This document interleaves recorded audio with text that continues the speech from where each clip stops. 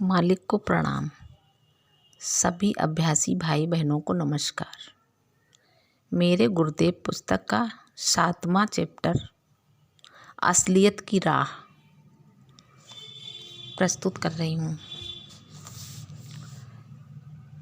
एक स्पष्ट अबोध लक्ष्य की खोज वास्तविक रूप में आखिर कब और कैसे शुरू होती है। ज़्यादातर मामलों में इस खोज की शुरुआत बचपन में एक धीमी सी चाह के रूप में जागृत होती है, जो लगता है बचपन की स्मृतियों में कहीं खोसी जाती है। बहुतों में आध्यात्मिकता की ये चाह किशोर अवस्था में जागती है, जिसकी पुष्टि बहुत से आकांक्षियों ने अपनी स्मृति के आधार पर की है, परंतु बाद में सांसारिक जीवन की परेशानियों के नीचे वे दबी पड़ी रह जाती हैं। कुछ भाग्यशाली लोगों में जीवन में स्थिरता आने पर दोबारा से यह चाह जाग उठती है, परंतु ज़्यादातर मामलों में अधेड़ अवस्था तक इंतजार करने के बाद ही कहीं जाकर दोबारा से यह आध्यात्मिक चाह जाग पाती है। उनमें से भी बहुतों में यह आकांक्षा तब जागती है जब उन्हें जीवन में मुसीबतों का सामना करना पड़ता है। बहुत से उदाहरण ऐसे भी हैं जिनमें किशोर अवस्था शुरू होने से पहले उठी यह चाह सोई पड़ रह जाती है और वृद्धावस्था आने पर ही दोबारा उभर पाती है। ऐसे लोगों के लिए औरों की अपेक्षा सफलता के अवसर काफ़ी कम रह जाते हैं। हाँ, अगर वे अपने प्रेम और भक्ति से सद्गुरु का ध्यान अपनी ओर आकर्षित करने में सफल हो जाएं, तो बात बन सकती है।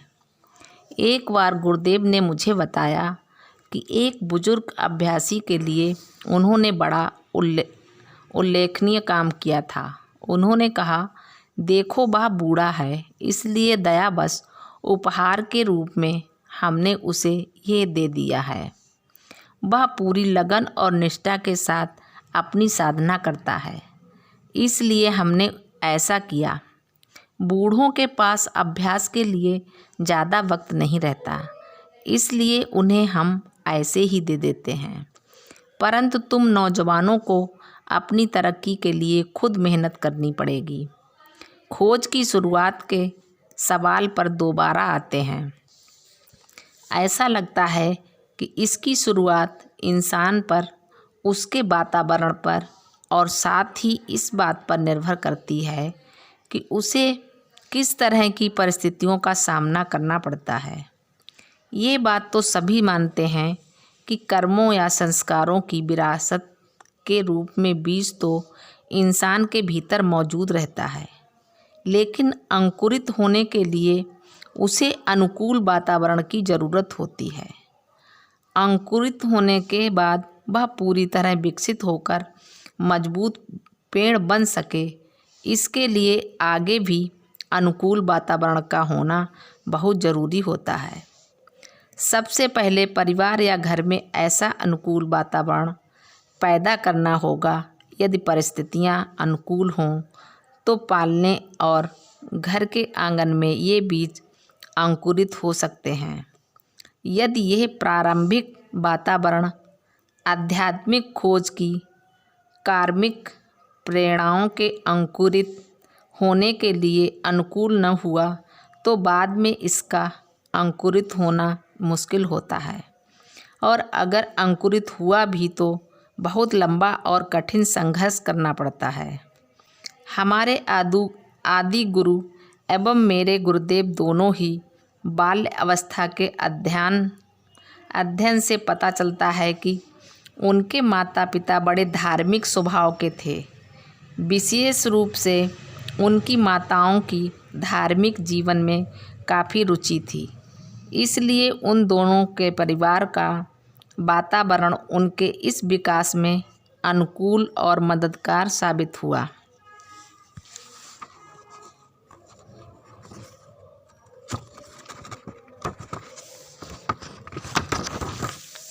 मुझे याद है कि मेरी पत्नी सुलोचना ने गुरुदेव से एक बार यह सवाल पूछा कि इंसान को आध्यात्मिक साधना कब शुरू करनी चाहिए।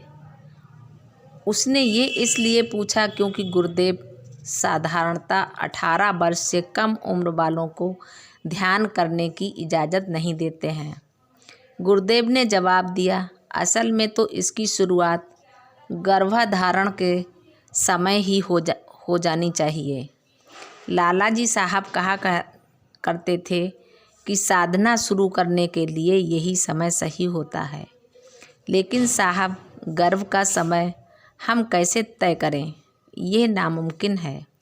इसलिए हमारा काम उस वक्त शुरू नहीं किया जा सकता। इसलिए जब माँ गर्भवती होती है, हम माँ को प्राणाहुति देते हैं और प्राणाहुति की सही मात्रा अपने आप बच्चे को प्राप्त हो जाती है। बच्चे को सीधे प्राणाहुति कभी नहीं देनी चाहिए। ये खतरनाक साबित हो सकती है। प्राणाहुति सिर्फ माँ को दी जानी चाहिए। माँ के हृदय को, जैसा कि हम आम तौर पर करते हैं, ऐसे उदाहरण